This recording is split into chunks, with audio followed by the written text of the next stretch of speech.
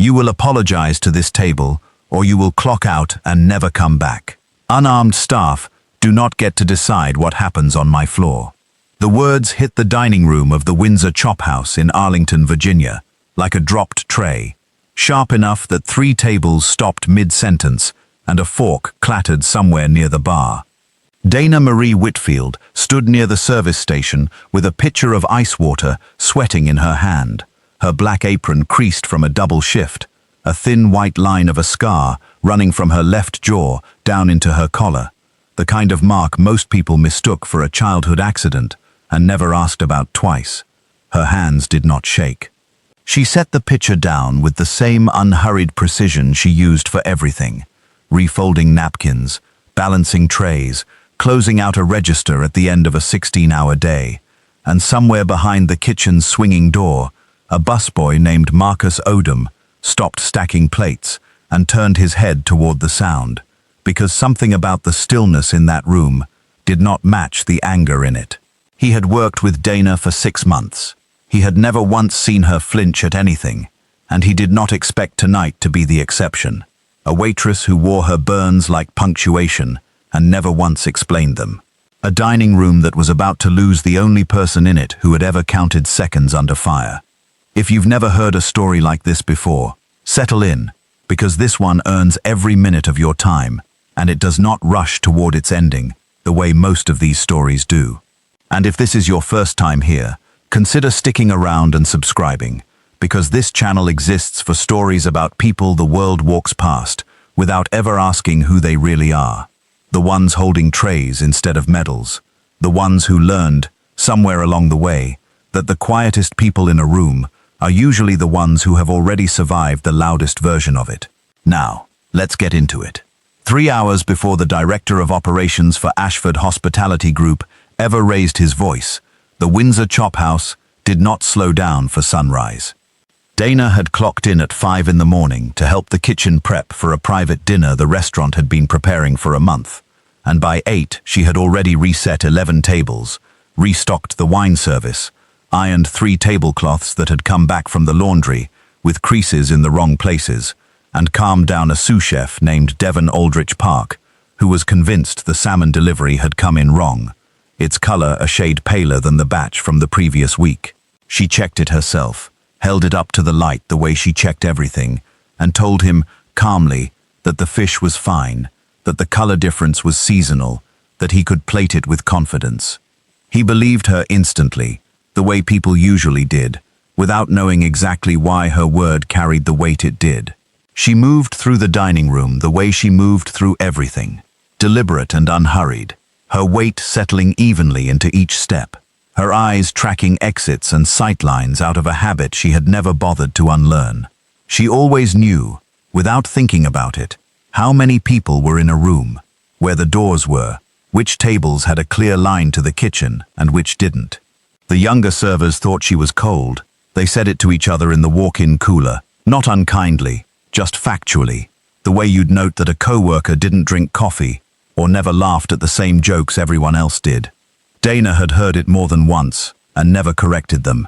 She had learned to let people believe whatever version of her required the least explanation, because explanation was a door, and once you opened it for one person, you spent the rest of your shift keeping it from swinging wider than you meant it to. What none of them noticed, because none of them were looking for it, was that she never once got flustered, not even in the moments that flustered everyone else on the floor. When a runner dropped an entire tray of appetizers 11 minutes before service the previous spring, Dana was the one who reset the tables before anyone panicked, calmly redirecting 2 servers to cover the gap, while she personally apologized to the affected guests, with a warmth that made them forget anything had gone wrong at all. When a guest choked at table 6 the previous month, she had performed the Heimlich with a calm that unsettled the paramedics who arrived 4 minutes too late to matter, one of them asking her afterward, half joking, whether she'd done that before. She had smiled and said something vague about a first aid course, and changed the subject before he could ask a second question. She had spent 2 years building a version of her life that fit inside an apron and a name tag, and she had done it deliberately, the way she did everything. She kept 3 locks on her apartment door, Not because the neighborhood demanded it, but because the habit had never left her, and she still woke most mornings before her alarm, out of a body clock that had learned, once, never to trust the quiet. She ran 4 miles before her shifts, on the days she wasn't scheduled to open, alone, before the sun was fully up, because the stillness of an empty street was the only stillness she still knew how to sit inside of, without it turning into something else. She ate the same breakfast every morning, 2 eggs, dry toast, black coffee, not from any particular preference, but because decision fatigue was a thing she had learned to strip out of her mornings a long time ago, when the decisions that mattered were the ones that came later in the day. Her co-workers assumed she had no life outside the restaurant. In a narrow sense, they were right, though not for the reasons they imagined. She was 34 years old.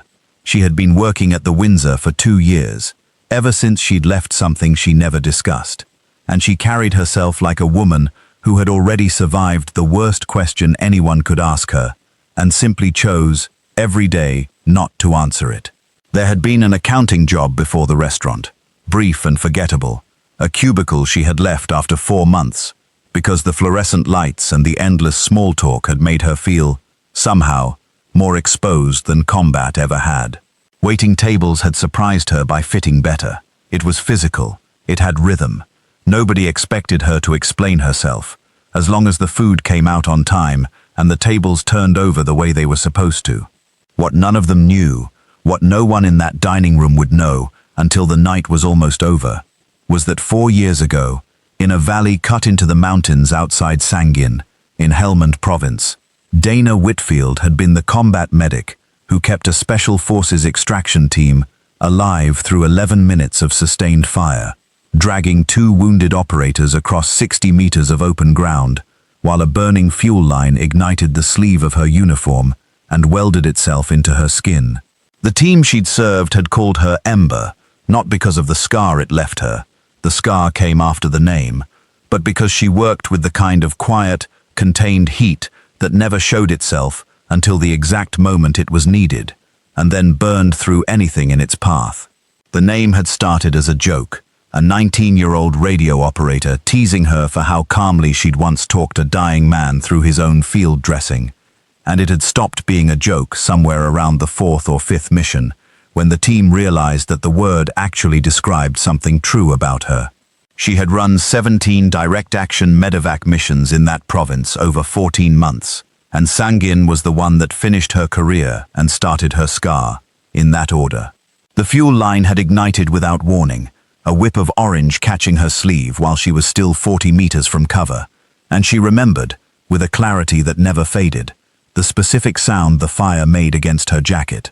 Not a roar, something closer to tearing fabric, and the way she had kept moving anyway, because the operator on her shoulder was still breathing, and breathing was the only variable that mattered in that particular 60 seconds.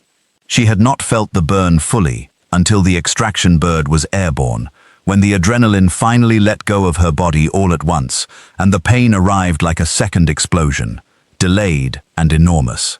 The kind of pain that arrives late is the kind the body never quite forgives you for ignoring. She explained what she did that night to exactly one person after leaving the service, a physical therapist at Walter Reed, during a session focused entirely on rebuilding the range of motion in her shoulder. And she had explained it in 4 flat sentences. No adjectives, no emotion, the way you'd read aloud from a report that belonged to someone else. She did not talk about it beyond that, not because it was too painful to revisit, though some nights it was, in the specific way that certain smells or certain sounds could still put her back on that hillside for a fraction of a second before she caught herself. She did not talk about it because she did not want to be listened to differently once people knew. She had watched what happened to other veterans when a room found out. The sudden gentleness, the careful language, the way people started speaking to the uniform instead of the person, asking questions that were really just curiosity, dressed up as concern. Dana did not want gentleness. She wanted to carry a tray, clear a table, and go home to an apartment with too many locks on the door, and no one asking her to explain any of it. Silence was not a wound she was protecting. It was a boundary she had built on purpose, brick by brick, and she guarded it the way she had once guarded a perimeter, checking it, testing it, making sure nothing had shifted while she wasn't looking. Gregory Paulson Ashford had run the floor operations for 6 locations of the Ashford Hospitality Group for 19 years, and in that time he had built a reputation as a man who did not tolerate deviation. He was not cruel by nature. He had started as a busboy himself, at 19, in a diner outside Richmond, working double shifts through 2 years of community college, before the college fell away and the diner became the whole plan.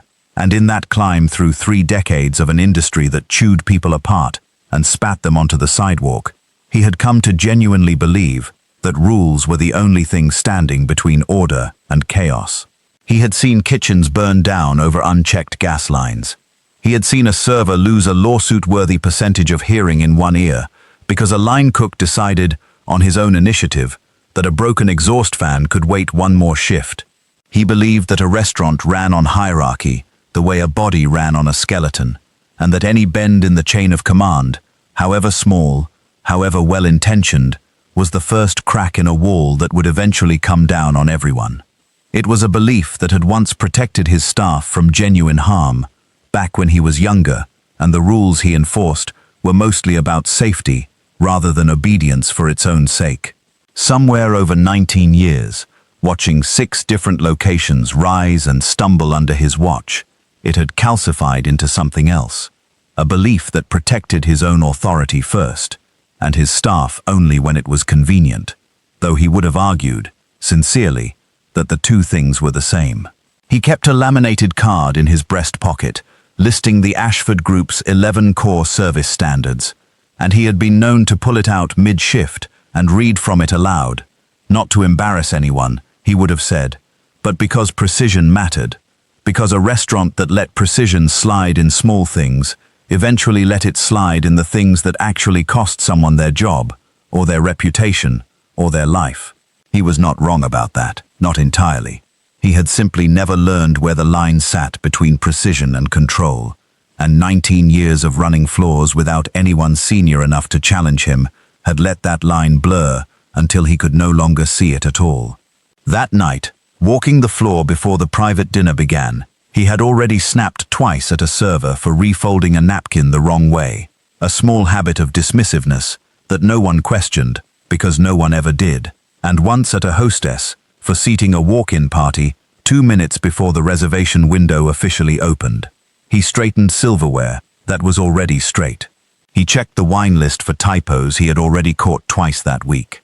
It was, in its own way, a kind of fear dressed up as diligence.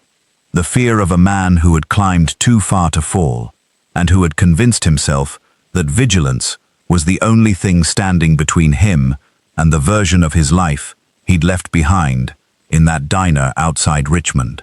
The dinner that night was not an ordinary reservation. A retired 4-star general and current vice chairman of the Joint Chiefs of Staff, Marcus Alvin Dunleavy, had booked the private room for a closed dinner with 2 other senior officers, Rear Admiral Teresa Okafor Lindquist and Lieutenant General Harold Vance Whitcomb, along with a fundraising liaison from a Veterans Support Foundation, and a wounded veteran the general had personally insisted be included, a young Army corporal named Isaiah Cole Bennett, who had lost most of the use of his right leg outside Kunduz 18 months earlier, and had flown in from Walter Reed for the evening at the general's own request. It was meant to be a quiet, low-profile dinner, a chance for Dunleavy to check in on a soldier he'd written a personal letter to during his hospital stay, and Ashford had spent a week preparing his staff for the dinner as though it were an inspection, because to him, in every sense that mattered, it was. It was Dana who noticed it first, 20 minutes before the appetizers went out. Corporal Bennett's color had shifted, a faint grayness settling under his eyes that no one else at the table had clocked, hidden as it was beneath the low light and the noise of conversation about a fundraising gala scheduled for the following spring. She had been clearing a neighboring table when she caught it out of the corner of her eye, the particular pallor that meant something specific to anyone who had spent enough time around bodies in crisis, and without asking permission from anyone, without announcing what she was doing, she crouched beside his chair and pressed 2 fingers lightly to his wrist. His pulse was thready and too fast, fluttering under her fingertips in a rhythm she recognized immediately. She asked him quietly whether he'd taken his afternoon medication, and when his answer came back slow and slightly slurred, she signaled the kitchen for water and sugar packets before anyone else in the room had registered that anything was wrong at all. She stabilized him in under 90 seconds, walking him through slow sips, watching his color return by degrees, timing the interval between his answers to make sure his cognition was tracking back toward normal, and stepped back into the shadow of the service station before he could thank her, the way she always did, the way she had learned to disappear the moment a crisis resolved. General Dunleavy noticed. He did not say anything yet. He simply watched her walk away with an expression that had gone very still, the kind of stillness that belongs to a man cataloging something for later. It was 20 minutes later, refilling water at the same table, that Ashford found her and decided the moment had come to make an example. He had seen her crouch beside a guest without summoning a manager first, and to him that was not competence, it was insubordination, a violation of the chain that had never once failed him in 19 years of enforcing it. "You put your hands on a guest without authorization," he said, low enough for the table to hear, but sharp enough that heads turned anyway. "That is not your job. That is not what unarmed floor staff are permitted to do in my restaurant." Dana set the pitcher down and met his eyes. "He was going hypoglycemic," she said, evenly, the way a physician delivers a diagnosis to a family that does not want to hear it. Another 2 minutes and he would have lost consciousness at the table. Ashford's jaw tightened. "I don't care what you think you saw. You are a waitress." He said the word with deliberate precision, letting it sit in the air like an accusation. "You do not diagnose anyone. You do not touch anyone. You serve food and you clear plates. And if I see you overstep your position again, you will be suspended without pay, effective tonight." Dana held his gaze without blinking. "With respect, sir, I wasn't asking your permission.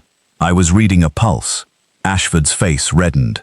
"There is nothing respectful about undermining me in front of a room full of guests." He glanced toward the table, toward the general who was watching the exchange, with an expression that had gone unreadable, and something in that glance made his voice climb half a register. "This is exactly the kind of overstep that gets restaurants sued. You are not a nurse. You are not a paramedic. You have no authority here beyond the tray in your hands." The table had gone silent. Dana did not raise her voice. "I'd prefer to keep doing my job the way I did it," she said. She did not move. She became very still, the kind of stillness that reads, to anyone paying attention, as its own form of authority. Not defiance, not fear, just the settled quiet of someone who has made a decision and does not intend to revisit it. Something in her posture bypassed every assumption Ashford had walked in with, though he would not have been able to name what it was in that moment. It landed instead in the part of the room that recognized genuine authority on instinct, the part that belonged, that night, mostly to 3 officers in dress uniform, who had spent their careers learning to read exactly that kind of stillness in the people around them. Ashford did not back down. He rarely did, not because he enjoyed conflict, but because backing down, to him, was the first domino in a line that ended with a restaurant he could no longer control. "This is your last warning," he said. "One more incident, and you're finished here." Something in his voice had already started to change, though he would not recognize it himself for another hour.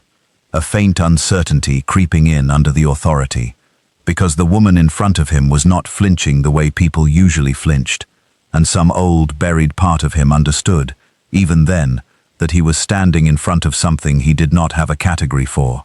He turned and walked toward the kitchen, and Dana returned to the water pitcher, and for 4 minutes, the dinner continued as though nothing at all had happened. He never got the chance to enforce the threat. 4 minutes later, Corporal Bennett's chair scraped back hard enough to draw every eye in the room, his face gone the color of wet paper, his hand clutching at his own collar as his breathing turned into something ragged and desperate, a thin wheeze catching in his throat with every inhale. General Dunleavy was on his feet immediately, and so was Dana, moving through the space between them before anyone else had processed what was happening, her hands already finding the corporal's pulse, her voice dropping into a register that carried instructions without raising in volume. Someone call for an ambulance. Tell them possible anaphylaxis. Tell them airway compromise. Tell them now. She had his jacket open and his collar loosened in seconds, checking his throat, calling for an EpiPen from the kitchen's first aid kit, with the specific urgency of someone who had done this exact motion 100 times before, in far worse light, with far worse odds. It was General Dunleavy who saw it. As Dana leaned forward to check the corporal's airway, her collar shifted, and the burn scar along her collarbone caught the low restaurant light in a way it never had before. Not the vague outline visible through her uniform, but the specific, unmistakable shape of a graft scar from a fuel line burn. The kind he had seen exactly once before in his career, on a mission debrief photo he had studied for 11 straight minutes, 4 years earlier, while writing a commendation letter that never got fully declassified. He did not move for 3 full seconds. He stopped breathing entirely. Then, in the middle of a private dining room with a corporal choking in front of him and a director of operations 3 feet away demanding order, a 4-star general rose fully to his feet and saluted a woman in a black apron. "Ember," he said. Just the one word, quiet, almost disbelieving, the call sign landing in the room like a dropped glass. The 2 other officers at the table went rigid, one of them setting down a wine glass so carefully it made no sound at all against the tablecloth. Ashford's mouth opened, and no sound came out.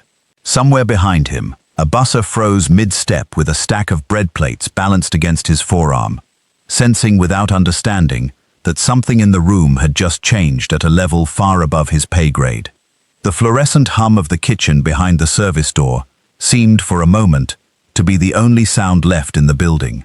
The room reconfigured itself in real time, the hierarchy that had governed every interaction in it for the last 20 minutes simply dissolving, because the woman everyone had assumed knew nothing about anything had just been named, out loud, by the second highest-ranking military officer in the United States. Dana did not look up. She did not have time to process what had just been said, because Corporal Bennett's airway was closing, and none of the rest of it mattered yet. "Epi, now," she said, and the kitchen runner, who had been frozen in the doorway, snapped into motion and put it in her hand. She administered it into his thigh with a precision that came from muscle memory, built somewhere far from this dining room, counting the seconds under her breath the way she had once counted seconds under fire, watching his breathing for the shift that would tell her whether the dose had taken. It had not fully, and she called for a second line without hesitation, her voice carrying an authority that made the general step back rather than forward, made the other officers clear the table without being asked, made even Ashford, standing frozen at the edge of the scene, pull his phone out and start relaying directions to the paramedics, who were still 4 minutes out. The second epinephrine dose took hold in a way the first had not, and Dana watched the corporal's chest rise with a full breath for the first time in almost 2 minutes, counting the interval between breaths under her own breath, the way she had once counted seconds between mortar impacts, waiting for the rhythm to prove itself before she allowed herself to believe it. His blood pressure had bottomed out during the reaction, and she kept 2 fingers pressed to his wrist even as she reached with her free hand for a second blanket, because a body in shock loses heat faster than anyone expects, and hypothermia on top of anaphylaxis was a second emergency stacking quietly on top of the first one. She had learned that lesson somewhere far from this dining room, in conditions that made a restaurant floor feel almost gentle by comparison, and she was not about to let it repeat itself over a corporal's collapsed body 18 months after he had already survived something far worse. She had 3 separate decisions to make in the space of the next few minutes, and she made all 3 without pausing to consider whether anyone in the room believed she was qualified to make them. The first was airway. She repositioned him onto his side, cleared his throat manually when the swelling threatened to close it entirely, monitoring oxygen the old-fashioned way, by watching the color of his lips and the rhythm of his chest, adjusting the angle of his head by fractions until his breath came easier. The second was circulation. His pulse had gone thin and erratic, and she called for a blood pressure cuff from the restaurant's emergency kit that nobody had known existed, wrapped it around his arm herself, and read the numbers aloud to General Dunleavy, so someone with medical authority beyond her own would have a record when the paramedics arrived. When his oxygen dipped again sharply enough that the monitor she had commandeered from the restaurant's defibrillator kit let out a low, insistent tone, she made her second real decision without pausing to explain it to anyone in the room, fitting the kitchen's rarely used oxygen tank mask over his face with the exact, practiced motion of someone who had done it 100 times in far worse light. His numbers climbed back within 30 seconds. The third decision came not from the corporal's body, but from the room itself, when General Dunleavy began issuing instructions of his own, his voice rising into the register of a man used to being obeyed instantly, and for a fraction of a second, the two competing rhythms, his command voice and her working silence, threatened to collide into confusion at exactly the moment confusion could not be afforded. Dana did not raise her voice to match his. She simply said his name, once, evenly. "General, I need quiet in this corner for 30 seconds. You can help me most right now by keeping the room calm." It was not insubordination. It was triage, applied to the room itself as much as to the man on the floor. And Dunleavy, 4 decades into a military career built on hierarchy, stopped mid-sentence and did exactly what she asked, because some instinct buried under all that rank recognized, immediately, that he was in the presence of someone whose authority in this specific 90 seconds outranked his own. A young server named Priya Anand Chatterjee had frozen against the wall, her hands pressed to her mouth, tears streaming silently down her face, at the sight of a guest she had served appetizers to 20 minutes earlier, now gray and gasping on the floor. Dana caught her eye without breaking rhythm. "I need you," she said, calm, direct, cutting through the girl's panic like a blade. "Hold his hand, talk to him, tell him what's happening around him, so he isn't scared of the silence." Priya's hands were shaking, but she knelt down and did exactly that, narrating the room to him in a voice that cracked at first and steadied the longer she held on, because Dana had given her a task instead of a comfort, and the task was what pulled her out of her own fear. By the time the paramedics arrived, Priya was calm enough to give her own short account of the timeline, unprompted, the way someone who has just learned, in real time, what it means to be useful in an emergency instead of paralyzed by one.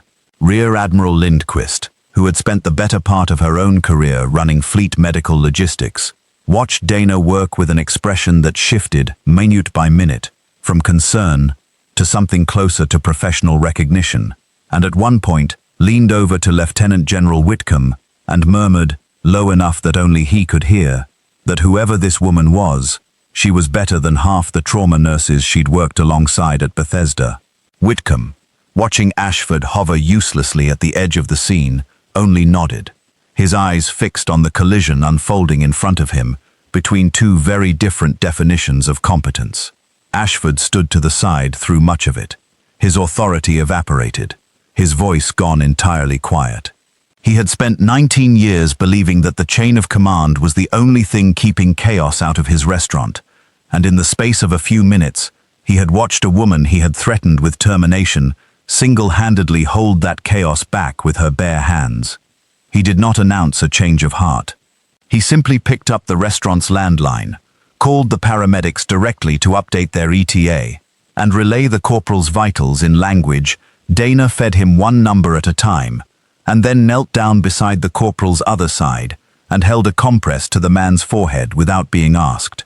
The first genuinely useful thing he had done all night, done quietly, without seeking credit for it. Something in his face had shifted, not dramatically, not all at once, but the way a man's face changes when he realizes, mid-crisis, that the rulebook he has spent his career defending has just been rewritten in front of him by someone he'd been prepared to fire an hour earlier. By the time the paramedics finally pushed through the private room's door, Corporal Bennett's breathing had steadied into something close to normal. His color had returned from gray to something resembling his own, and the room exhaled as one. Dana gave the paramedics a rapid, clipped handoff. Allergen suspected. 2 epidoses administered at intervals she stated to the minute. Vitals at time of arrival. Oxygen support in place. The kind of report that made the lead paramedic glance up at her sharply, recognizing in her cadence something he had only ever heard from other medics. "You a nurse?" he asked. "Used to be adjacent to it," she said, and left it there. She did not explain herself further. She simply stepped back, wiped her hands on a service towel, and returned to the shadow at the edge of the room, the way she always did, already reaching for the next table's water pitcher, because the crisis had ended, and there was still a dining room full of guests who needed serving. General Dunleavy found her 20 minutes later, alone, in the narrow hallway behind the kitchen where the staff kept their coats, and the ice machine hummed against the wall. He had removed his jacket. He looked, for the first time all evening, less like a 4-star general, and more like a man who had spent the last 20 minutes trying to reconcile 2 versions of the same person. He reached into his breast pocket and held out a challenge coin, worn smooth at the edges, the kind that does not get handed to strangers. "I wrote your commendation letter myself," he said. "4 years ago. It's still sealed. I never thought I'd get the chance to hand you anything in person." He told her plainly what she had done that night in Sangin. The 60 meters of open ground, the 2 operators she had dragged out under fire, the 11 minutes that had earned her a call sign and a scar in the same afternoon. He told her the army had wanted to give her a public ceremony, and she had refused it, and he had never fully understood why until tonight, watching her disappear back into the shadows the moment the crisis passed, the exact same instinct playing out twice, 4 years and a war apart. Dana took the coin and turned it over once in her palm before closing her fingers around it. The metal was still warm from where he had carried it against his chest, and for a moment she said nothing at all, staring down at the worn edges the way you look at a photograph of a house you used to live in. "That was a different version of me," she said finally. "I'm not her anymore. I don't want to be handed back into that life." He asked her, not unkindly, whether that was really true, or whether it was simply the version of the truth she had found easiest to live inside. She did not answer right away. "Both, probably," she admitted. "I don't miss the war. I miss knowing exactly what I was for. Out here, most days, I'm just a woman who pours coffee and remembers everyone's order. That's smaller. It's also mine." He studied her for a long moment, and something in his expression suggested he disagreed, quietly, the way you disagree with a decision you respect too much to argue against. "For what it's worth," he said, "I don't think it's smaller. I think it's the same thing, wearing a different uniform." He did not press her further. He simply nodded, told her the offer would remain open for as long as he held rank to make it, and left her alone in the hallway, with the coin still warm from his hand, the ice machine humming on beside her, the way it had all night, indifferent to everything that had just happened 3 feet away from it.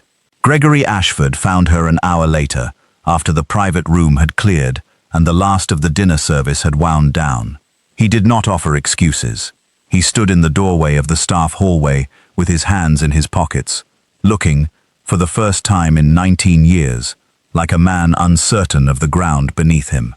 "I've spent 2 decades thinking the rules were the only thing keeping this place from falling apart," he said. "Tonight, I watched someone break every rule I have and save a man's life doing it." He told her he'd pulled her personnel file after the ambulance left and found nothing in it that explained what he'd just seen. No note, no flag, nothing but 2 years of solid performance reviews and a home address he had never once had reason to look at.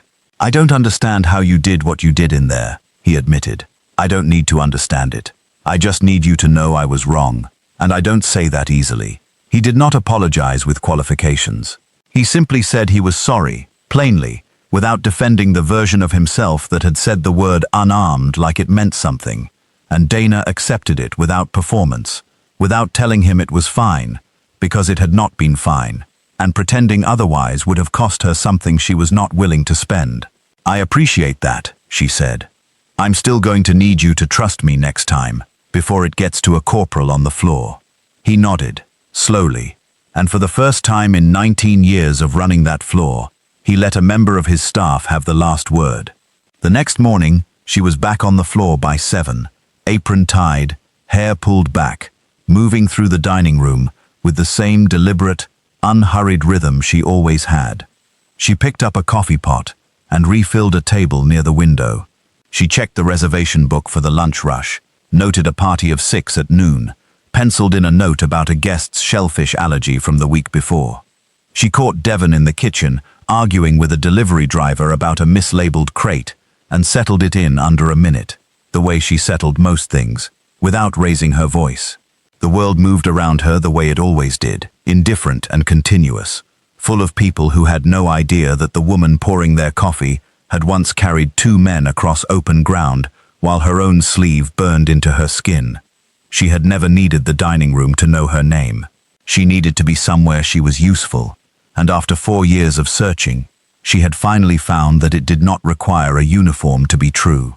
There's something in Dana Whitfield's story that stays with you long after it ends, and it has less to do with the burn scar or the call sign than with the assumption that put her in that hallway in the first place. We decide what people are worth based on what they're holding when we meet them. A tray, a mop, a name tag instead of a rank insignia, and we build entire judgments on top of that first glance without ever asking what the person carried before they walked through the door in front of us. Dana never asked to be believed. She only asked to be left alone long enough to do her job, and it was that same quiet insistence, not defiance, not proof, just steadiness, that ended up being the loudest thing in the room. The uniform never made her who she was.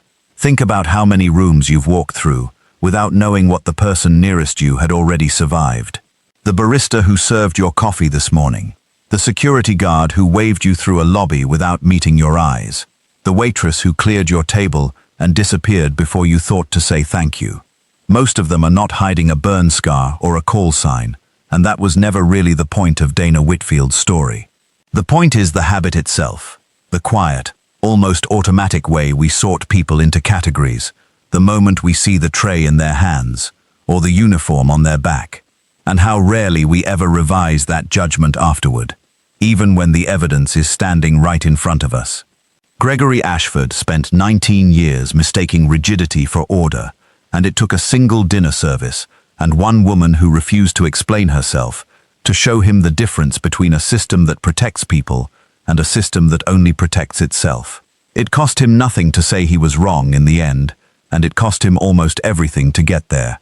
Dana Whitfield still works the floor at the Windsor Chop House. She still runs 4 miles before her shifts, still keeps 3 locks on her door, still tells anyone who asks about the scar that it was a kitchen accident, and lets the conversation end there. Nothing about her daily life changed after that night, and that, more than anything, was the point. She had never been waiting to be discovered. She had simply been waiting to be left alone to do the work in front of her, whatever that work happened to be. And it took a stranger's collapse and a general's memory to finally make the room around her see what had been true the entire time.